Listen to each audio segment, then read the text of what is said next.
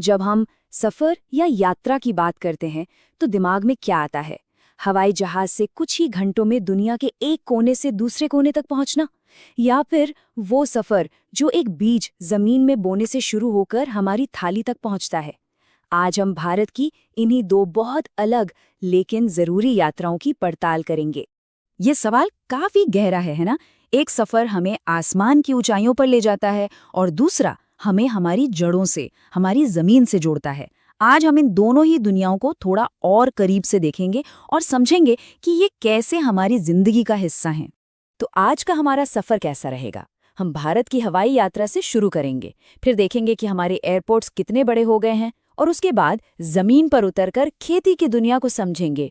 और हाँ, एक ख़ास तरह की खेती और उससे जुड़े एक बड़े सवाल पर भी बात करेंगे। तो चलिए, सबसे पहले चलते हैं आसमान की ओर और देखते हैं कि भारत ने पहली बार पंख कैसे फैलाए थे। देखिए, ये दो तारीखें कितनी ज़रूरी हैं। सोच कर देखिए, 1911 में जब पहली बार हवाई डाक सेवा शुरू हुई होगी, वो किसी जादू से कम नहीं रहा होगा। एक खत जो हफ्तों में पहुंचता था, वो अब हवा में उड़कर जा रहा था। और फिर आया 1953, जब सरकार ने इसे अपने हाथ में लिया और यहीं से पूरे देश में हवाई यात्रा की नींव पड़ी। और ये तस्वीर दिखाती है कि हर बड़ी चीज़ की शुरुआत एक छोटे से कदम से ही होती है। ये पहली उड़ान बस कुछ ही किलोमीटर की थी, प्रयागराज से नैनी तक, लेकिन इसने भारत के लिए आसमान के दरवाजे हमेशा के लिए खोल दिए। ये एक ऐसे भविष्य की शुरुआत थी जहां दूरियां सिमटने वाली थी। चलिए, अब थोड़ा फास्ट फॉरवर्ड करते हैं और आज के दौर में आते हैं। देखते हैं कि वो छोटा सा कदम आज कितनी बड़ी छलांग बन चुका है। ये सिर्फ एयरपोर्ट्स के नाम नहीं हैं, ये वो बड़े बड़े गेटवे हैं जो आज भारत को पूरी दुनिया से जोड़ते हैं।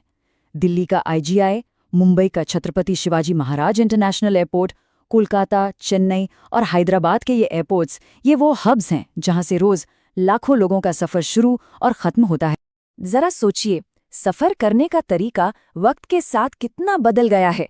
पुराने जमाने में यात्रा एक खुला एडवेंचर था, बस निकल पड़ते थे लोग। लेकिन आज चाहे आप बस में हो, ट्रेन में या फ्लाइट में, टिकट के बिना तो काम ही नहीं चलता। मतलब हमारी यात्राएं अब ज्यादा ऑर्गेनाइज्ड हो गई हैं। तो अब तक हम आसमान की बुलंदियों की बात कर रहे थे। चलिए, अब जमीन पर उतरते हैं, एक ऐसे सफर की ओर जो शायद इन सबसे ज्यादा जरूरी है, हमारे खाने का सफर। कृषि यानी एग्रीकल्चर। ये सिर्फ फसल उगाना नहीं है, ये तो वो कला है, वो विज्ञान है जो हजारों सालों से इंसानों और जानवरों का पेट भरता आ रहा है। सच कहूं तो ये हमारी पूरी सभ्यता की बुनियाद है।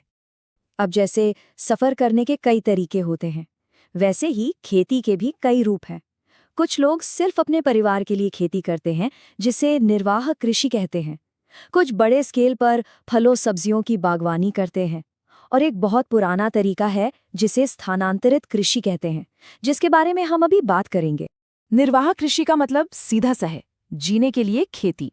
इसमें कोई बड़ा कारोबार नहीं होता, बस एक परिवार होता है, जमीन का एक छोटा सा टुकड़ा और उनके पारंपरिक औजार, और उनका मकसद होता है अपने परिवार का पेट भरना। ये खेती नहीं, जिंदगी जीने का एक तरीका है। अब आते हैं खेती के एक ऐसे तरीके पर जो बहुत ही दिलचस्प है और थोड़ा विवादास्पद भी। हमारे सोर्स में इसका जिक्र है, तो चलिए इसे समझते हैं। तो ये होता क्या है? ये खेती का एक बहुत ही पुराना तरीका है।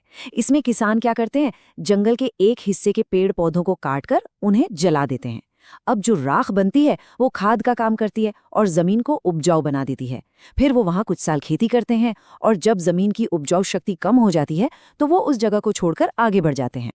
और हाँ, ये मत सोचिए कि ये सिर्फ भारत में होता है। जैसा कि आप यहाँ देख सकते हैं, ये पूरी दुनिया में फैला हुआ है, बस नाम अलग अलग हैं। हमारे उत्तर पूर्व में इसे जूम खेती कहते हैं, तो ब्राजील में रोका और मेक्सिको में मिल्पा। ये दिखाता है कि ये तरीका कितना पुराना और व्यापक है।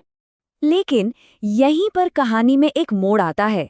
एक तरफ है हजारों साल पुरानी परंपरा और दूसरी तरफ है हमारा पर्यावरण, और दोनों के बीच एक बड़ा टकराव है।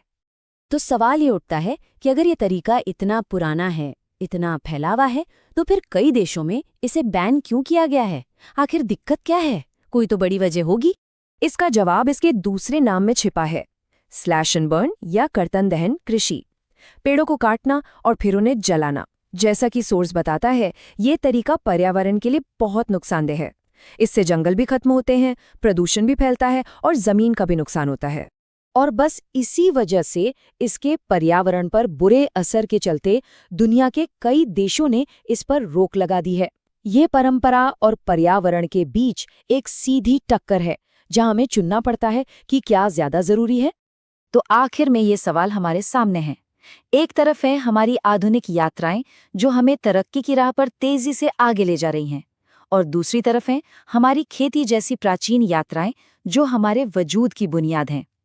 हम इन दोनों के बीच एक बैलेंस, एक संतुलन कैसे बना सकते हैं? ये एक ऐसा सवाल है जिस पर हम सबको सोचने की जरूरत है।